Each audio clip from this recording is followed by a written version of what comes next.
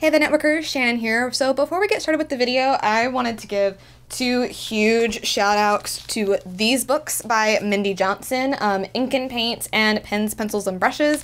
All of my research for my Disney Legends videos so far has come from either one or both of these books, so I highly recommend checking them out. I will leave links for them down in the description down below, and I hope you guys enjoy the video. Back in the 1930s, Disney and his company were true pioneers, pushing the boundaries of animated storytelling and creating new ways to tell those stories. Short films had it easy, but when it came to a feature-length film, that was a little bit trickier. A longer narrative meant a much more complex script was needed, something animation studios weren't used to producing, and at the time, no one thought it could be done. After all, who wanted to watch a cartoon for 88 minutes? Nevertheless, Disney feared getting into a rut with short films, and decided it was time to do something big. The studio had been playing with the idea of adapting Snow White and the Seven Dwarfs for a short film, but this story had a special place in Walt's heart, and he knew this was the opportunity he had been looking for. But how do you adapt a feature-length version of a story that so many people know and love? How do you decide which parts of the story to tell? What should you embellish on? What characters should you use? What will they look like? What will they sound like? Where is it going to take place? And most importantly, how do you keep the audience's attention? If Disney was going to pull this off, they needed someone to answer these questions.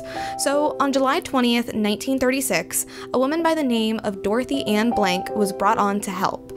As a former journalist, Blank was one of the first writers to get Walt's vision underway. She did research and extracted the key points that would make the story come alive on the screen, while also defining the script structure and writing key dialogue for Snow White.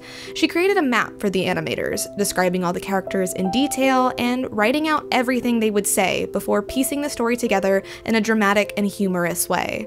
Blank's talents led to the creation of the Story Development Department, where her work became the foundational methods for exploring future story possibilities. Dorothy became such an important part of Snow White's development that the Evil Queen herself was even modeled after her as a tribute. She was also the first female writer to have her name in the credits of a Disney feature film. Nowadays, every animated film to come out of Disney is researched and written in the same way.